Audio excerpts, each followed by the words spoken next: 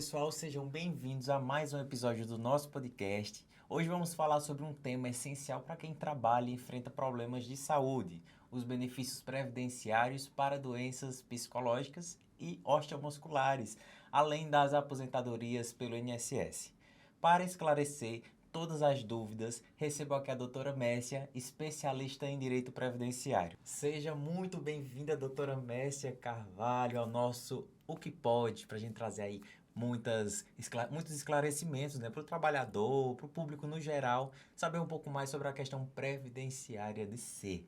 Conta para mim um pouco mais. Muito obrigada, Danilo. Eu sou a Messia Carvalho, sou advogada previdenciária e trabalhista e esse ano estou fazendo 20 anos de carreira. E estou aqui para esclarecer todas as dúvidas que você tiver a respeito do tema previdenciário. Porque assim, o tema previdenciário em si, ele é bem extenso, né? Sempre tem mudança, né? Todo ano tem uma Isso. alteração e tem que estar sempre ligadinho. E eu acredito que essa sua jornada é quanto tempo? 20 anos esse Minha ano. gente, 20 20 E nem anos. parece ter essa É um idade, né, minha tempinho. gente? Não parece de jeito nenhum. Mas assim, a gente sabe que o universo do direito previdenciário realmente é muito grande, muito longo. Aqui a gente selecionou algumas coisas mais específicas para poder a gente conversar, assim, para poder justamente esclarecer muitos fatos, porque quem está do outro lado às vezes não tem esse acesso a um bom advogado, a um bom profissional para tomar um rumo, para tomar certas decisões. Então, assim, vamos fazer tipo um jogo. Eu vou te perguntar e a senhora vai responder para facilitar para o povo de casa. Pode ser? Pode ser, vamos Show lá. de bola, show de bola. Aqui a gente separou já algumas questões. Eu vou começar, Diga. que a gente sabe que tem muitas doenças psicológicas, tem doenças osteomusculares e algumas são adquiridas no decorrer da vida do trabalhador. E como essas doenças, elas impactam diretamente a vida do trabalhador. Então, essas doenças psicológicas e osteomusculares é uma palavra até difícil de É falar, difícil né? de falar. Mas a gente diz assim, doenças dos ossos e músculos. Graças a Deus, fica mais fácil. Essas doenças, elas podem e muitas vezes elas são desenvolvidas em razão do próprio trabalho. No caso de trabalho que exige esforço repetitivo, carregar peso.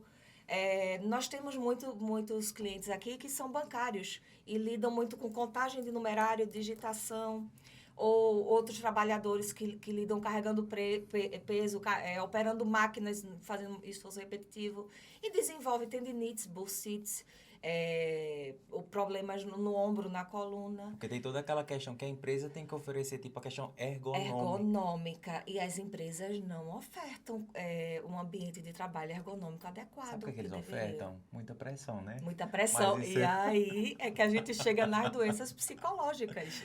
Doutora, perfeito. E assim, a gente já tem conversado bastante com outros profissionais da área e a gente sabe que as psicológicas é o que está em evidência no mercado, né? E assim, qual é a que mais assim afeta a questão, a vida do trabalhador? Eu não consigo te dizer a que mais afeta, porque todas elas afetam muito. Afetam Afetam né? bastante. Agora, a que está em voga, que está em evidência, é a síndrome de burnout.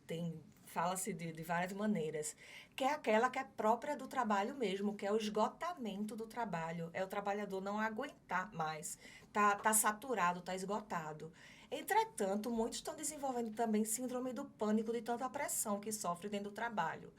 E dentre os trabalhadores que mais sofrem pressão tem o bancário, por quê? Eles são cobrados por meta, por horário, por conseguir cliente. Até a postura por do conseguir. gestor Então, contribui. aí por isso o gestor impõe mesmo e exige, cobra. E são cobrados por fazer horas extras que não são registradas, não são pagas. E essa pressão acaba por pressionar e extrapola tudo aquilo que o segurado, o trabalhador, o ser humano consegue suportar e desenvolve essas doenças. E desenvolvendo essa síndrome do esgotamento, que é a síndrome de Burnout, ou a síndrome do pânico, certamente vai desenvolver depressão também. O que acaba acontecendo? Desenvolvendo perda de memória, capacidade de raciocínio, de concentração. Muitos, às vezes, ficam com dificuldade até de sair de casa para ir trabalhar e ficam com medo de trabalhar. Enfim, tem muitas dificuldades que envolvem essas doenças psicológicas. E essas doenças, assim, por o trabalhador ele desenvolver dentro do ambiente de trabalho, existe alguma forma de requerer algum benefício diretamente no INSS? Sim, se o trabalhador for no médico, o médico identificar que ele está doente, o médico vai emitir um atestado. Se a doença dele for temporária, mas que precise de um afastamento maior que 15 dias, ele vai apresentar esse atestado na empresa. A empresa deve encaminhá-lo ao INSS. É a empresa que encaminha. Se a empresa não fizer, o trabalhador vai ter que, infelizmente, tomar a iniciativa de ele mesmo agendar no INSS, que pode ser pelo aplicativo Meu INSS, que pode ser baixado no celular ou acessado pela internet, ou ligando no 135. E aí ele agenda. Quando ele agendar, o importante é que antes ele tenha que emitir a CAT. A CAT pode ser emitida pelo empregador, que quase nunca, raramente, Pera, vou interromper. vai. A CAT, calma, que é a CAT, ela né? é acelerada, eu Sou também aceleradinha. sou. Vamos lá. A CAT é comunicado de acidente de trabalho. Do trabalho. Do trabalho. Isso. Então, comunicação de acidente de trabalho, é a CAT. pronto, perfeito, a CAT. Aí, nesse caso, até uma doença psicológica, a gente tem que... Tem que gerar CAT para configurar o vínculo à doença do trabalho. Entendi. Que é o que a gente chama de nexo, é doença desenvolvida pelo trabalho, que vai gerar um benefício diferente do benefício de uma doença comum, como um acidente de carro, por exemplo, que quebrou a perna, precisa se afastar. Um acidente de carro que não tem a ver com o trabalho. Aí precisa emitir a CAT. Antes, o trabalhador vai, quando ele receber esse laudo médico, vai entregar para o empregador. O empregador não emitiu a CAT, aí o que é que o trabalhador vai fazer? Que é o segurado do INSS. Ela tá lendo meus pensamentos, porque eu ia fazer justamente essa pergunta. E se o empregador não emite? Não emite. Aí o empregado vai ser esperto, vai fazer o quê? Vai procurar o sindicato dele. O sindicato vai emitir. O sindicato foi aquele sindicato que a gente chama de sindicato amarelo, não luta muito pelo direito dos representados dele. Aí ele vai procurar um órgão chamado Sereste. Busca no Google. Perfeito. Sereste. Isso é para cada categoria de trabalhador, né? O Sereste vai para todo mundo. Se o perfeito. sindicato da própria categoria não resolver, vai para esse Sereste. O Sereste vai emitir essa CAT. Entendi. Então, só para recapitular, vamos supor, se um atestado foram 10 dias, Aí não vai se é o RH afastar. da Tem que ser empresa. de mais 15 dias. Pronto, no 15º dia Do já... 16º. 16º. Isso. 16º é muita informação. São detalhes, né? São detalhes. Até 15 dias fica na empresa normal. Se afasta, a empresa paga. A partir do 16º dia, se o atestado for 16 dias, a empresa tem que encaminhar para o INSS. A empresa não encaminhando, sendo doença do trabalho, aí o trabalhador vai atrás da CAT dele, comunicação de acidente de trabalho. Na sequência, ele mesmo vai agendar para pedir o benefício. Quando pedir o benefício, é importante juntar os laudos médicos, a CAT, e clicar lá no meu INSS. É decorrente de acidente do trabalho? Sim, mesmo que não tenha sido um acidente propriamente dito. Porque doença do trabalho equivale a acidente do trabalho para fins de direito, ou seja, para conseguir o benefício de doença do trabalho.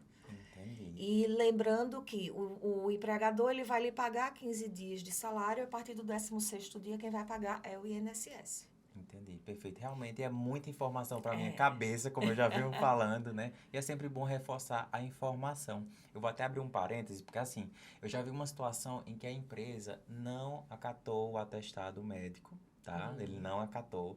Disse assim, não, tipo assim, fica aí, vai se recuperar, não precisa apresentar o atestado.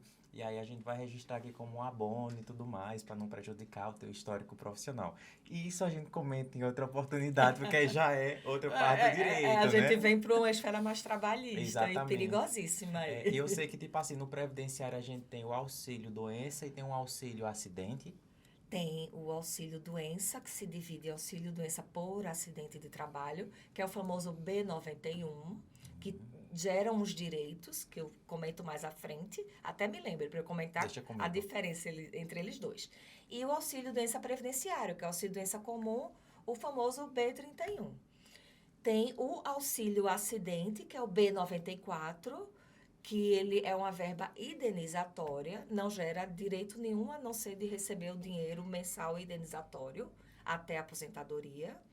E tem, para incapacidade definitiva, a aposentadoria por invalidez, que pode ser a previdenciária de doença comum ou a acidentária decorrente de doença do trabalho, doença ou acidente do trabalho, quando a incapacidade é definitiva.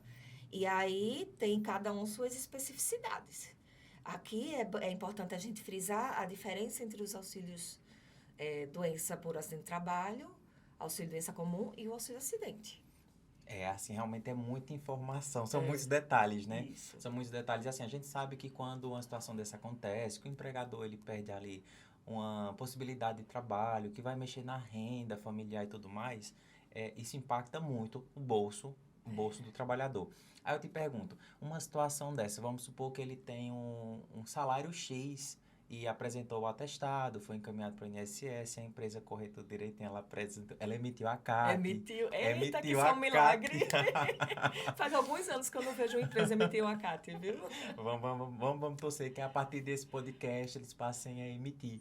Mas aí Vamos. vamos supor, o salário dele, X, a partir desse procedimento que vai para o INSS, ele permanece recebendo o mesmo salário que ele tinha antes dentro da empresa? Ou vai ter alguma redução, vai ter alguma alteração Não, que vai afetar? infelizmente não.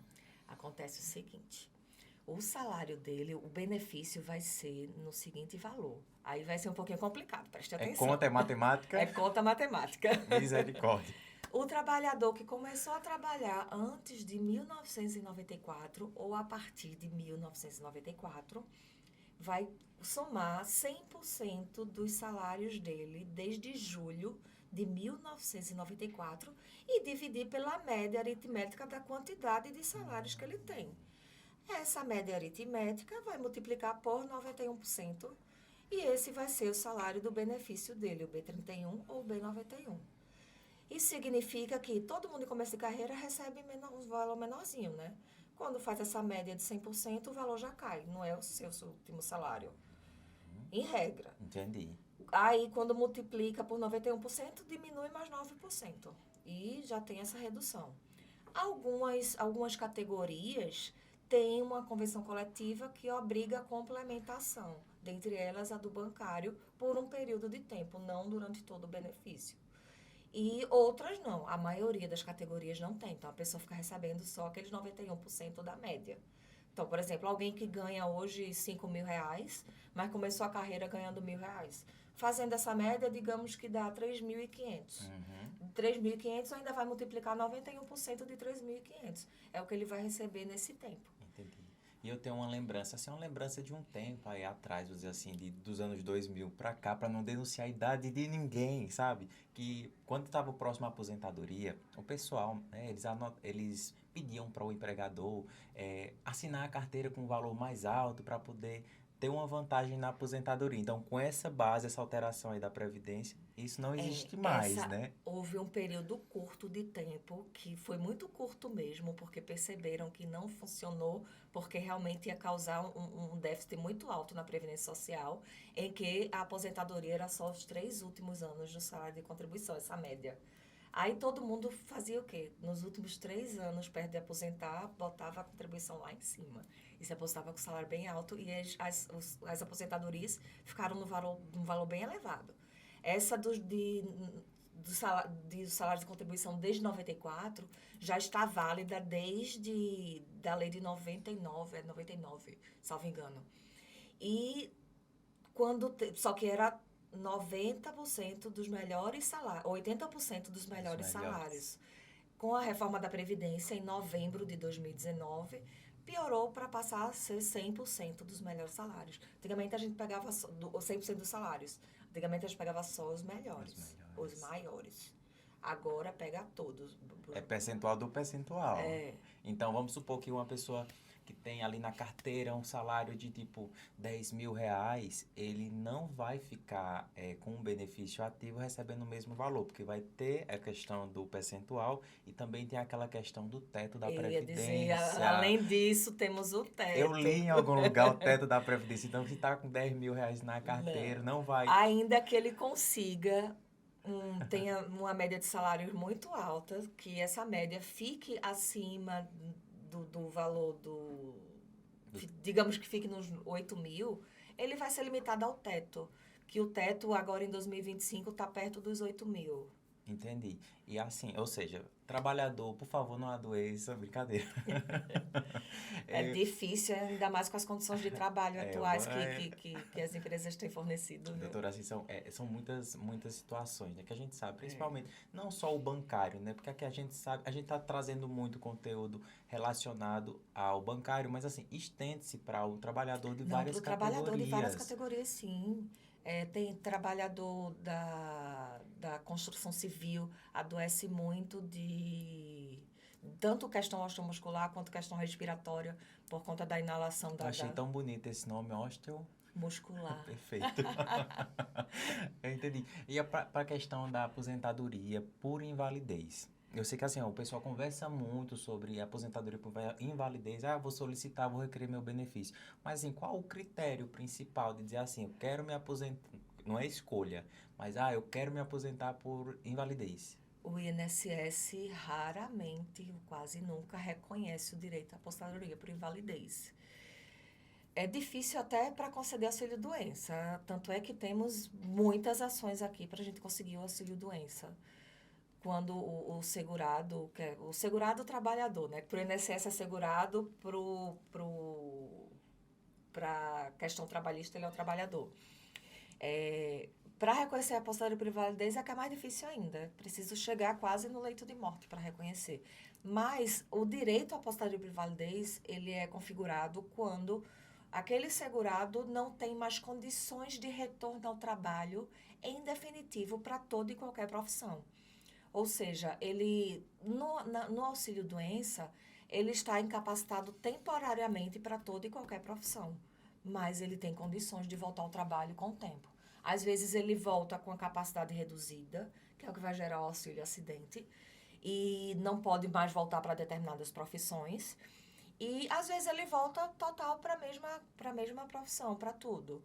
E outras vezes ele não consegue mais ter condições laborais para qualquer profissão, e isso é definitivo. É o que vai gerar o direito à aposentadoria por invalidez. Para isso, ele precisa de documentos médicos que validem essa situação. No caso de osteomuscular, além de exames médicos, um laudo médico atestando essa capacidade em definitivo, total e em definitivo, e fazer o requerimento do auxílio-doença, que o INSS não concede direto a aposentadoria por invalidez, e o INSS ele não vai converter em aposentadoria por invalidez.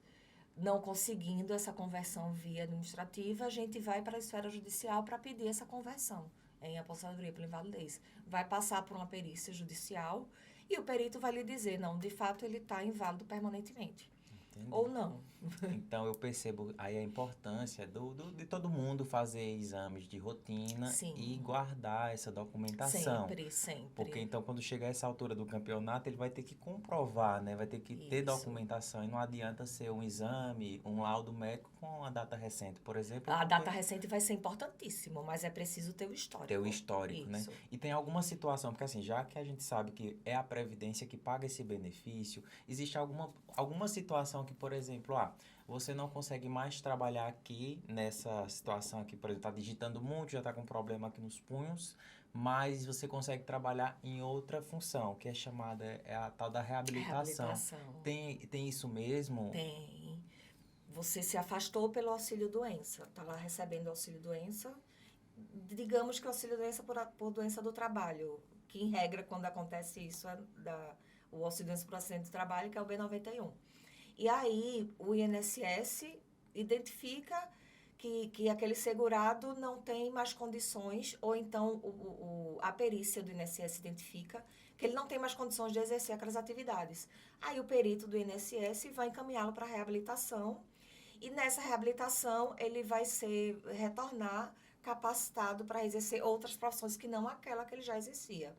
E vai conceder o auxílio-acidente, que é essa verba indenizatória pela perda parcial da capacidade laborativa. E isso eu falo de uma certa forma muito bonitinha, como se o INSS fosse reconhecer isso muito, muito certinho, o que não acontece. Na prática é diferente. Na prática, ele entrou com auxílio-doença, o INSS até concede o auxílio-doença. Mas teve a redução da capacidade laborativa, o INSS cancela o auxílio-doença, não dá o auxílio-acidente, apesar da redução. o cliente nos procura, a gente entra para restabelecer o auxílio-doença e pede a conversão no auxílio-acidente quando há essa redução. E judicialmente a gente consegue o auxílio-acidente para o cliente.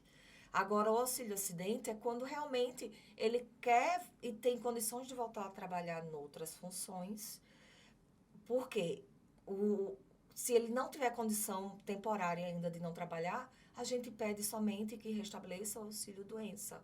E é importante se manter no auxílio-doença enquanto ele não tem condições de trabalhar, sobretudo por acidente de trabalho, para ele se manter na estabilidade acidentária, que é aquela estabilidade concedida por uma lei previdenciária válida no direito trabalhista, que é da Lei 8.213, que enquanto ele recebe o famoso B91, depois que cessar, ele tem estabilidade no trabalho por mais um ano.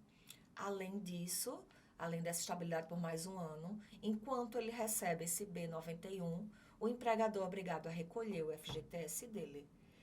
E no B31, que é por doença comum, cessou, ele não tem estabilidade. O que pode configurar-se, que é muito difícil de provar, é uma dispensa discriminatória, quando ele retorna. Mas é muito difícil na esfera trabalhista comprovar essa dispensa discriminatória. E essa dispensa, assim, seria o quê? Só para eu entender esse termo. Digamos que um trabalhador, por doenças comuns que não são relacionadas ao trabalho, se afasta muito pelo B31. Aí, se a gente comprovar na esfera trabalhista que por conta desses afastamentos pelo B31 ele foi demitido, aí a gente diz que foi uma dispensa discriminatória, podendo gerar o direito à reintegração e indenização moral. Ah, entendi. Então, no caso, o B91 é uma coisa realmente relacionada à atividade que ele desempenha. É uma estabilidade legal prevista em lei que dá o direito a se manter no emprego por um ano após o fim do benefício. Que é quem define... Porque é uma doença que foi causada pelo empregador, pelo trabalho. Essa outra não é estabilidade, é um direito jurisprudencial, foi criado por decisões reiteradas de juízes, pela dispensa discriminatória. O empregado, ele foi demitido porque ele foi estigmatizado ali dentro por estar se afastando muito, por não ser o empregado que não está produzindo como o empregador queria. E a gente já está entrando na esfera trabalhista, viu? Já, esse assunto aqui não tem para onde correr. Porque agora a minha dúvida é, doutora, mas quem é que escolhe se é 91 ou se é 30 e tantos? Não é quem escolhe. É bom que tenhamos um laudo médico particular, quando for, um laudo médico que consiga descrever as causas, os sintomas e além de botar o CID e as doenças, descrever as causas e os sintomas. Dentre as causas, configurar que aquilo foi decorrente das atividades e descrever as atividades do trabalho. Mas não é todo médico que vai querer fazer isso. A gente tem muita dificuldade de encontrar médicos que tenham essa disponibilidade, né? Então, não acontecendo isso, o perito do INSS, o segurado vai lá com o laudo dele, vai relatar o porquê que ele está assim, ele vai relatar as atividades dele, e o perito do INSS vai ponderar. Vai ver até onde tem veracidade, vai fazer os exames, vai ver os exames dele, vai ver as doenças que já têm uma relação direta com o tipo de atividade, que tem tem umas doenças que já são relacionadas diretas, que tem até uns códigozinhos que já vão vínculo direto com o tipo de atividade. Entendi. E vai definir se é o B31 ou o 91. Definindo aquilo, o assegurado vai receber aquele benefício. Mas aí eu já vou me antecipar e vou dar uma de Danilo. Fala. Mas e aí se o INSS decidir que é 31, mas você sabe, o segurado sabe? Eu ia perguntar isso daí, não vale. Ela tá lendo aqui, ó. Ela tá lendo aqui na minha testa. Tá passando alguma coisa aqui? Mas aí e se ele recebeu 31, mas eu sei que minha doença foi por conta do trabalho. Eu sei responder essa daí. Então me responda, dê uma de mestre. Procure um bom advogado. Exato. Gostei dessa, mas pode complementar, por favor. Aí procure um bom advogado, porque nós fazemos uma ação. Aqui tem troca de papéis. Já está podendo exercer a advocacia previdenciária, viu? Chegando muito. lá. Uma ação que chama de uma ação de conversão de benefício pro B31, do B31 para o B91. E nessa ação, a gente pede uma tutela de urgência Porque tutela de urgência é só para converter o tipo de benefício. Qual é a urgência nisso se eu já estou recebendo meu dinheiro? Não tem urgência nisso, porque a urgência é o dinheiro para poder me alimentar, para poder me sustentar. Mas e a possibilidade de demissão lá do seu empregador? E quando o trabalhador segurado ele se afasta, muitos empregadores já ficam visando ele, né? Porque aquele trabalhador que fica se afastando, principalmente por doença do trabalho, já não tem mais aquela produtividade, já não tem aquela questão, né? Então, assim, basicamente, para esclarecer mais ainda para o trabalhador, não é porque a Previdência, o INSS, aprovou o teu benefício, que você está com a renda ali, você está em casa se cuidando, que você vai simplesmente ficar tranquilo. Tem que prestar atenção na espécie do benefício aprovado, Isso. porque isso é o que garante a estabilidade do trabalhador. Exato. Se for o 31, corra e procure um bom advogado, porque o 31 não garante estabilidade, o 31, o empregador não vai recolher seu FGTS e o 91 é seu direito. Para completar, o 91 gera algumas obrigações para a empresa que não tem relação com o trabalhador. A obrigação da empresa mandar informações para a Previdência, comprovar que está respeitando regras. E essas obrigações são importantes para a coletividade daquela empresa e dos colegas também, não só para ele. Inclusive, por conta disso, tem muitas empresas que estão entrando com recurso que o empregador tem direito de recorrer do tipo de benefício que é concedido ao empregado. Tem muitas empresas que estão recorrendo disso até.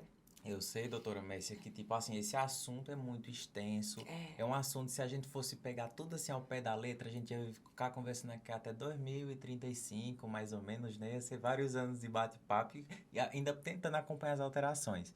Mas, assim, eu super agradeço esse pequeno papo, né? Que, assim, a gente aprendeu muita coisa, a gente reforçou muita coisa, o pessoal de casa.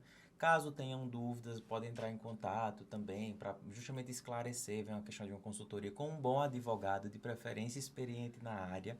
E assim, eu vou te chamar aqui mais vezes, com toda certeza, para a gente falar um pouco o que pode, né, dentro das leis trabalhistas, previdenciárias, e saiba que também nosso espaço aqui, ó, é aberto, sempre que quiser comparecer, é só chegar que a gente solta as câmeras para gravar.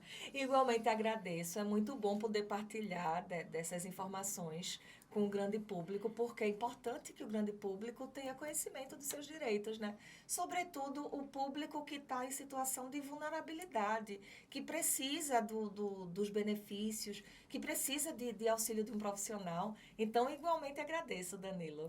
Energia ótima, super maravilhosa. Pessoal, vocês de casa que estão acompanhando esse episódio fantástico, né? Compartilhe esse conteúdo com alguém, um amigo, um familiar, qualquer pessoa que é trabalhador, qualquer pessoa de qualquer categoria, porque essas informações são sempre muito bem-vindas, até por questão de segurança e você se atualizar. E eu fico aqui, finalizamos esse episódio top, show de bola, e em breve voltaremos com mais detalhes, mais informações do que pode e o que não pode.